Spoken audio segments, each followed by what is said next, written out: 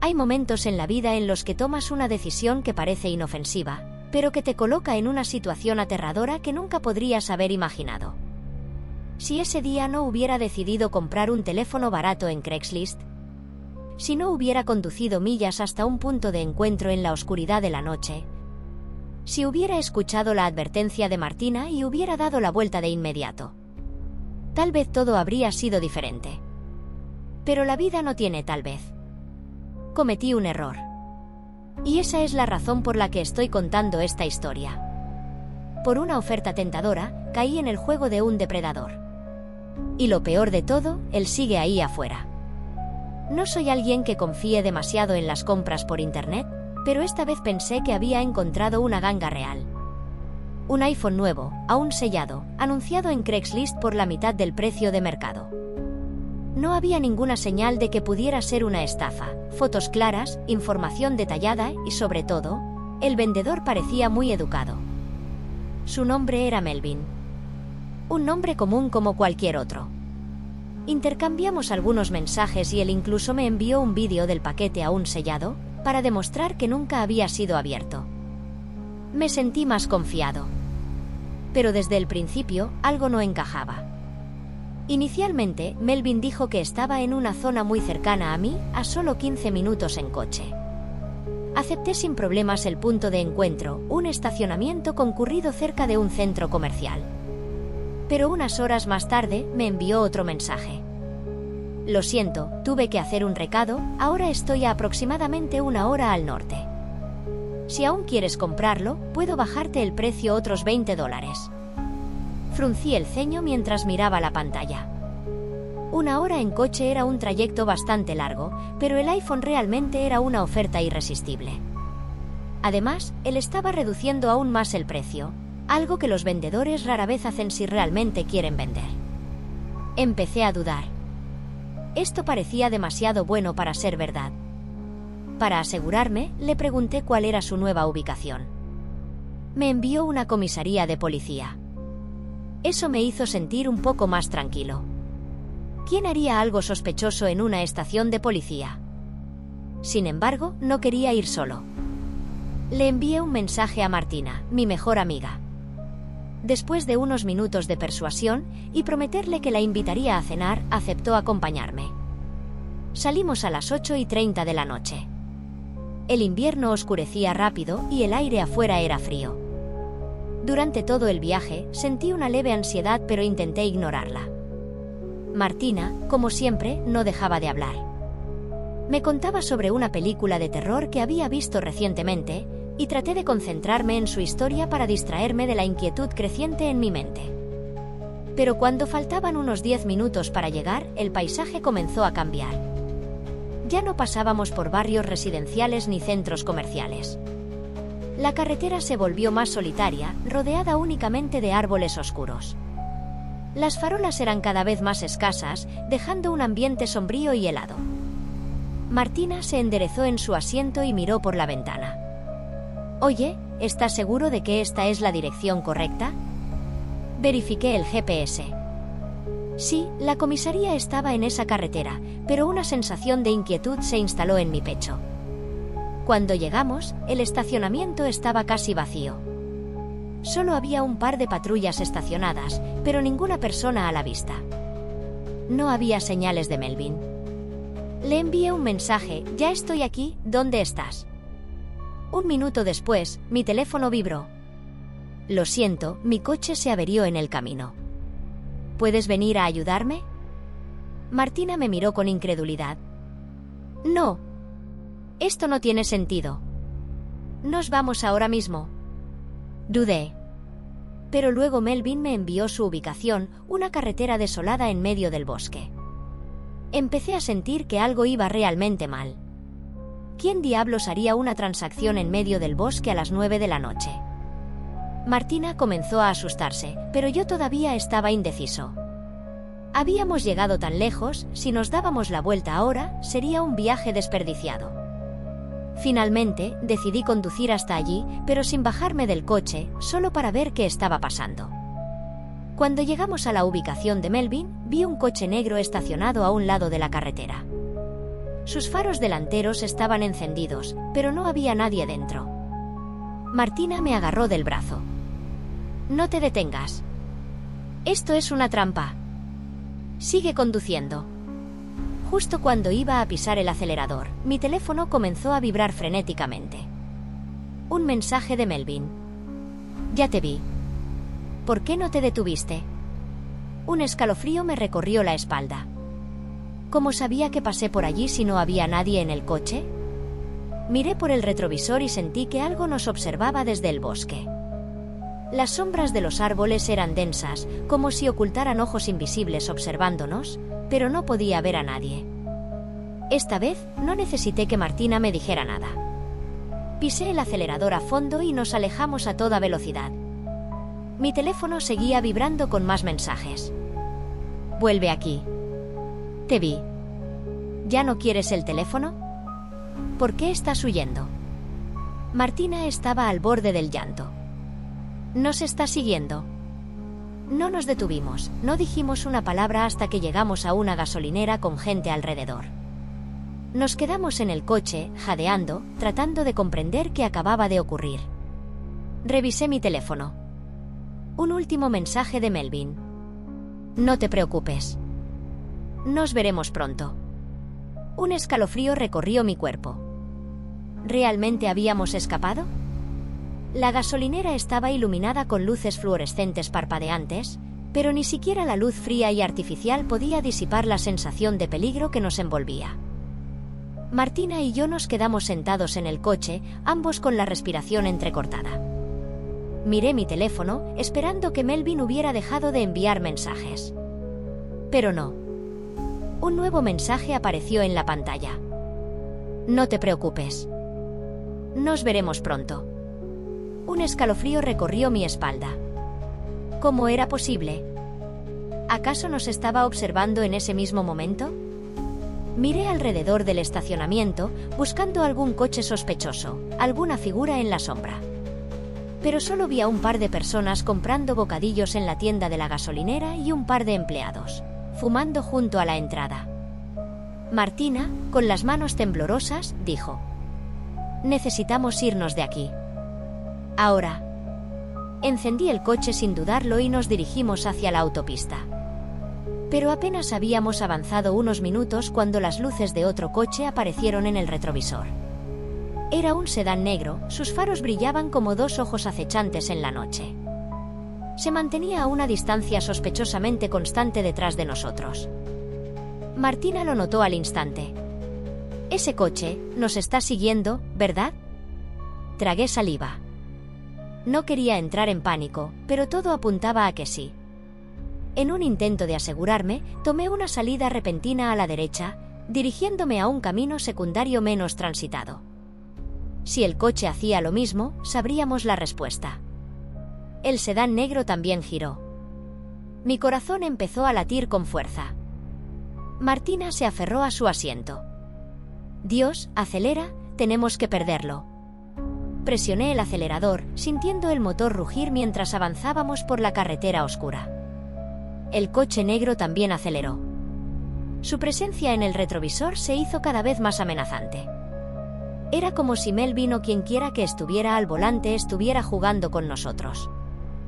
De repente, las luces altas del coche perseguidor se encendieron, cegándonos momentáneamente. Era un juego psicológico. Quería hacernos entrar en pánico. «No frenes. Sigue», gritó Martina. Pero antes de que pudiera reaccionar, el coche negro se acercó peligrosamente y trató de empujarnos hacia el borde de la carretera. Mis manos temblaban en el volante. Giré bruscamente para evitar chocar contra una valla, sintiendo el coche deslizarse en la grava suelta. «Nos quiere sacar de la carretera», exclamé.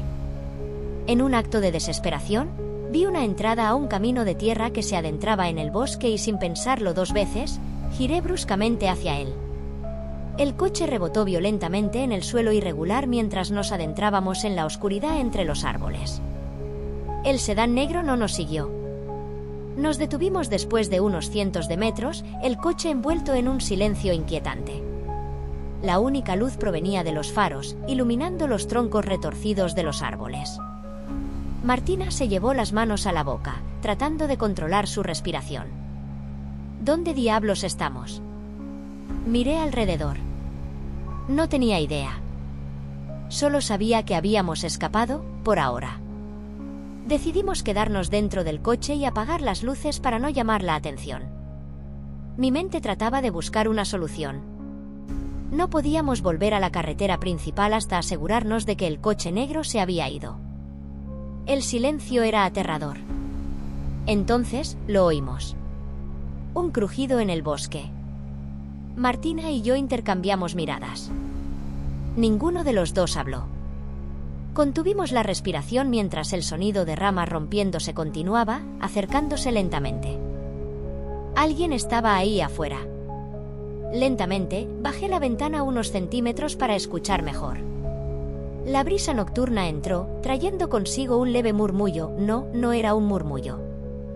Era un susurro. Una voz baja y gutural susurraba palabras incomprensibles en la oscuridad. Martina se aferró a mi brazo, con los ojos abiertos de terror. «¿Eso es Melvin?», susurró. No respondí. La verdad era que no lo sabía.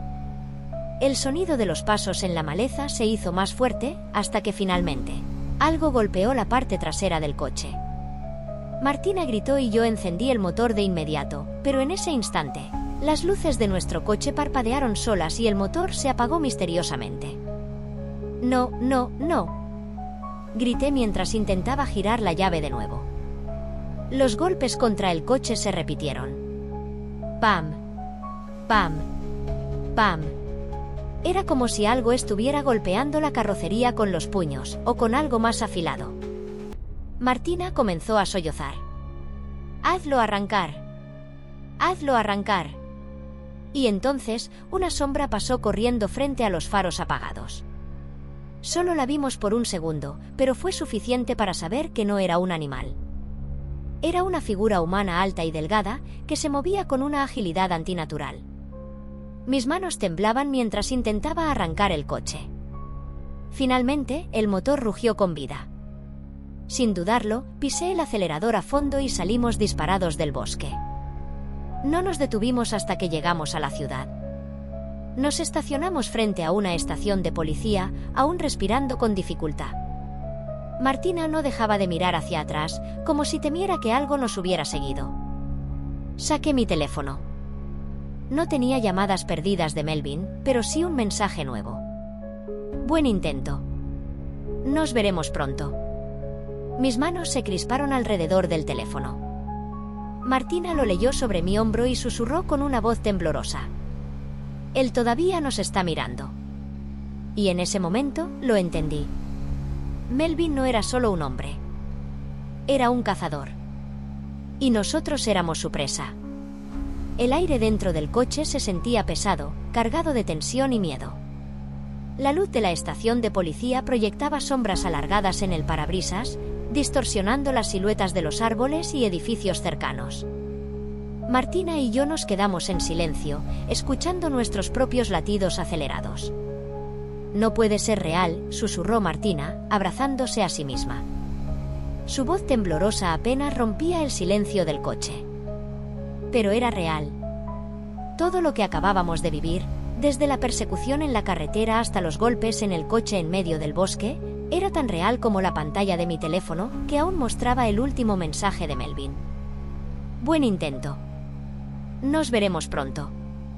Intenté tranquilizarme, racionalizar la situación. Tal vez era solo un lunático con demasiado tiempo libre. Tal vez todo era una especie de juego enfermo. Pero entonces, algo dentro de mí lo supo. Melvin no estaba jugando. Estaba cazando. Martina y yo entramos en la estación de policía. Un oficial de turno nos miró con desinterés desde detrás del mostrador, hojeando unos papeles. «¿En qué podemos ayudarles?», preguntó sin levantar la vista. Traté de sonar calmado mientras explicaba lo que había sucedido. La persecución, el coche negro, el bosque, los golpes, la figura que vimos. El oficial levantó una ceja. ¿Tienen pruebas? Le mostré los mensajes de Melvin en mi teléfono. Miró la pantalla durante un segundo, luego nos observó a ambos con expresión neutral. ¿Y cómo sabe que este hombre realmente los está siguiendo? ¿Podría ser solo una broma pesada? Martina explotó. Nos atacaron en la carretera. Nos emboscaron en el bosque. No es una broma. El oficial suspiró, escribiendo algo en un informe. Podemos tomar su declaración y patrullar la zona, pero sin pruebas más concretas, no podemos hacer mucho. Sentí una mezcla de frustración y miedo. Sabía que llamar a la policía no cambiaría nada. Melvin era un depredador astuto y sabía exactamente cómo operar sin dejar rastros. Nos quedamos en la estación por un rato, con la esperanza de sentirnos más seguros. Pero en el fondo, sabíamos que no era suficiente. Cuando finalmente salimos de la estación, me detuve en seco. Al otro lado de la calle, bajo una farola parpadeante, había una figura alta con una capucha oscura. No podía ver su rostro. Pero sabía que era él. Nos apresuramos a subir al coche sin mirar atrás. Martina estaba al borde de la histeria. Nos está esperando. Dios, nos está esperando como si fuera un maldito juego. Encendí el coche con manos temblorosas y salimos de allí lo más rápido que pudimos. De camino a casa, Martina revisaba constantemente el retrovisor. Cada sombra, cada farola, cada coche en la distancia parecía una amenaza. Y yo no podía sacarme de la cabeza una sola pregunta: ¿cómo sabía dónde estábamos? Las llamadas, los mensajes, el coche negro, la figura en el bosque, todo esto era una persecución meticulosa. Un cazador acechando a su presa. Nos estaba observando incluso antes de que nos diéramos cuenta de que éramos su objetivo. Finalmente, llegamos a mi departamento. Nos encerramos con llave y aseguramos todas las ventanas. Me senté en la mesa de la cocina, sintiéndome exhausto, pero mi mente no dejaba de correr. No puede estar siguiéndonos todo el tiempo, ¿verdad? Pregunté, más para tranquilizarme a mí mismo que para obtener una respuesta. Martina no contestó. Estaba mirando su teléfono con el rostro pálido. Me lo mostró. Una notificación nueva de una cuenta desconocida en Instagram. Era un mensaje directo con una sola foto adjunta. Una imagen de nosotros dos en la gasolinera, dentro del coche. El miedo que sentí en ese momento era diferente a todo lo anterior. No era la adrenalina de la persecución, ni el pánico de estar atrapado en el bosque. Era algo más profundo. Era la certeza de que no había escapatoria. Alguien, probablemente Melvin, había tomado esa foto. Y lo había hecho antes de que nos diéramos cuenta de que nos estaba observando. Martina empezó a hiperventilar. ¿Cómo demonios? ¿Cómo consiguió esto? Intenté mantener la calma. Debe haber estado en la gasolinera cuando nos detuvimos, nos siguió desde ahí. Pero algo no cuadraba. La foto estaba tomada desde el asiento trasero de nuestro coche. Martina dejó caer su teléfono. No, no es posible. Nos miramos el uno al otro, con el horror reflejado en nuestros rostros. Lentamente, me levanté y caminé hacia la puerta del apartamento. La cerradura seguía puesta. No había señales de entrada forzada. Pero algo dentro de mí gritaba que revisara cada rincón. Fuimos habitación por habitación, abriendo puertas, revisando armarios. Nada. Pero la sensación de que no estábamos solos era abrumadora. Entonces, cuando entré al baño, lo vi. El espejo del baño estaba cubierto con un mensaje escrito con algo rojo y viscoso. Siempre estoy cerca.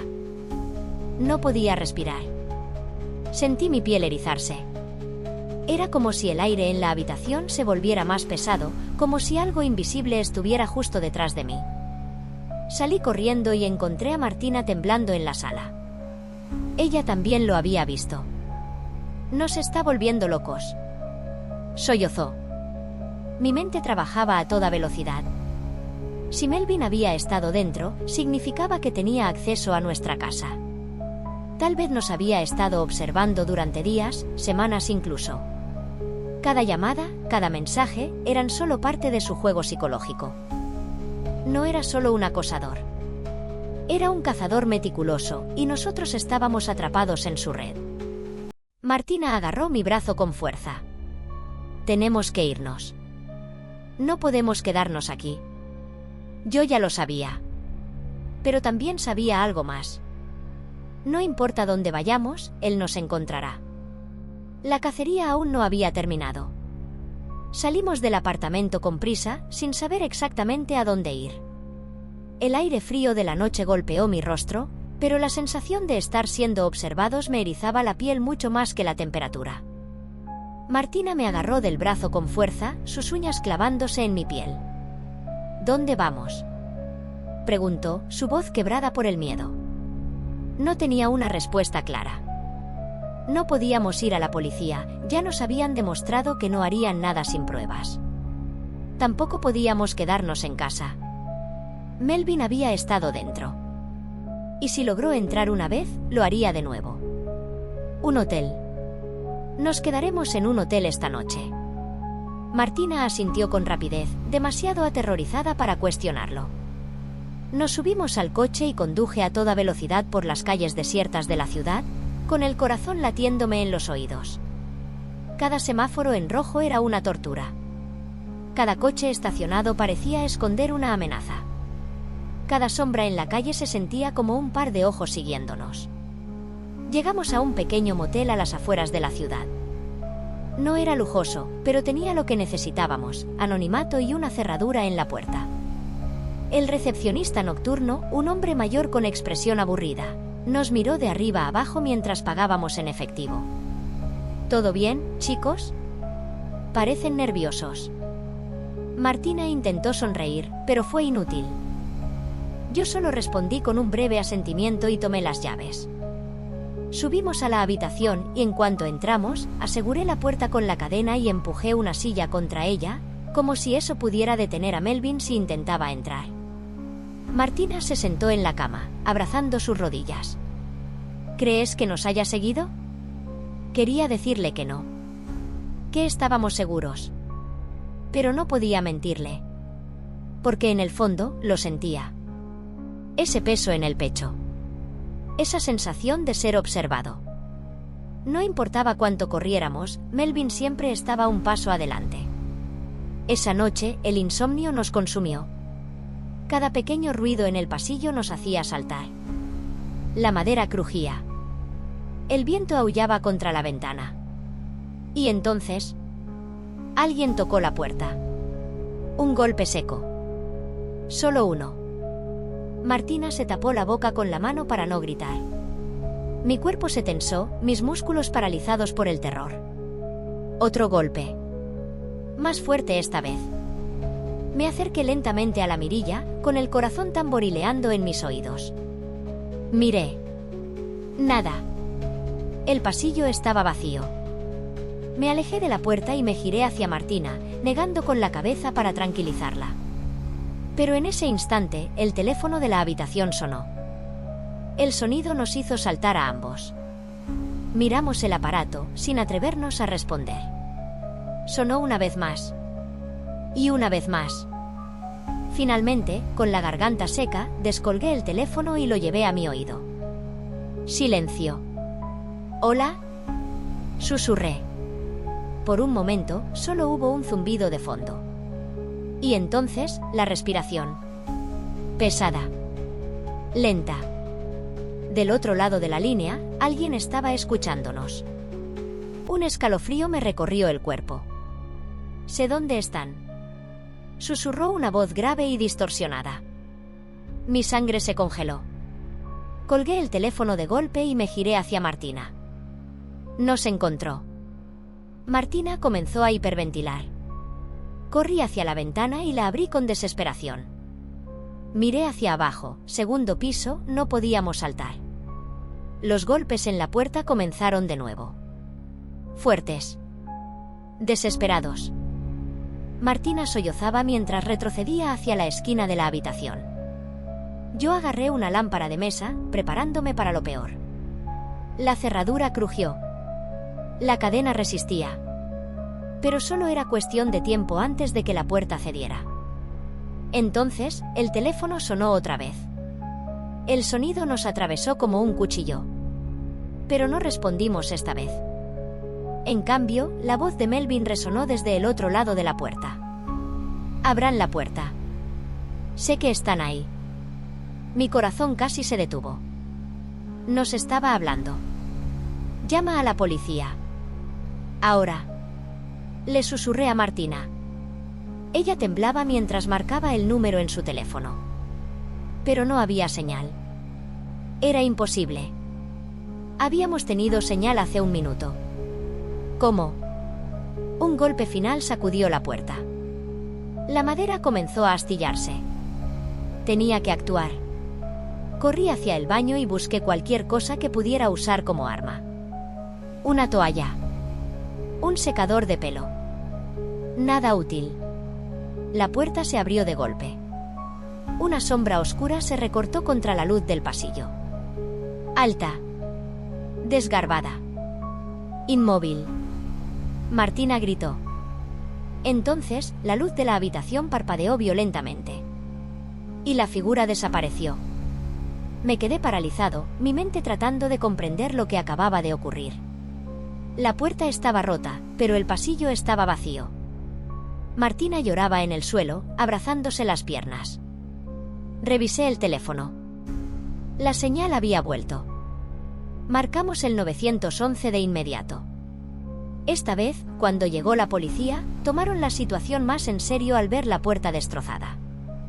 Nos escoltaron fuera del motel y comenzaron a revisar las cámaras de seguridad. Pero lo más aterrador fue lo que nos dijeron después. No había imágenes de nadie afuera de nuestra habitación. La cámara del pasillo no había captado a nadie forzando la puerta. Para el mundo exterior, nada había sucedido. Martina me miró con ojos llenos de terror. Nos está volviendo locos. Y tenía razón. Esa noche, sentí algo romperse dentro de mí. Ya no podíamos huir. Ya no podíamos escondernos. Melvin no era solo un hombre. Era una sombra.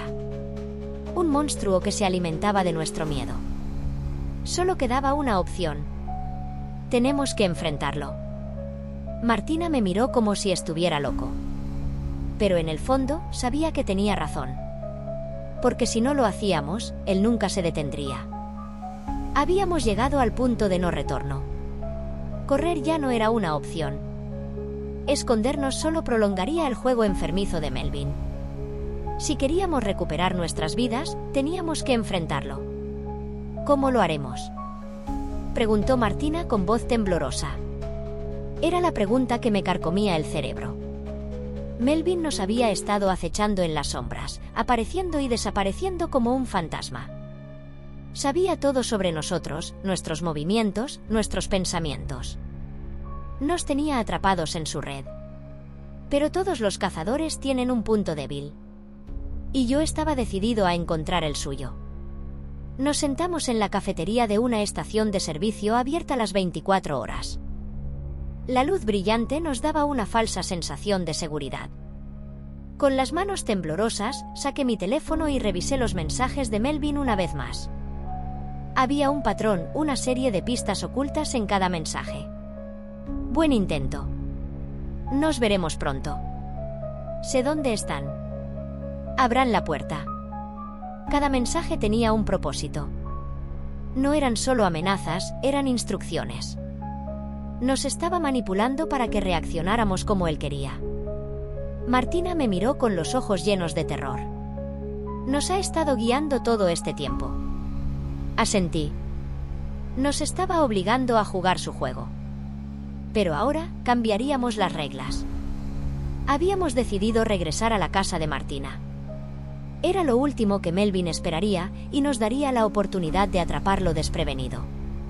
Conectamos cámaras en las entradas y ventanas, activamos grabaciones de audio y aseguramos cada posible punto de escape. Esperamos. La noche transcurrió en un silencio tenso. Cada sombra en la pared, cada crujido de la madera nos hacía contener la respiración. Entonces, a las 3:33 de la madrugada, lo escuchamos. El sonido de pasos en el techo. Martina me miró con los ojos abiertos de par en par. Agarré el cuchillo que tenía sobre la mesa y me dirigí a la entrada. Un golpe seco en la puerta. Abraham. El aire en la habitación se volvió denso.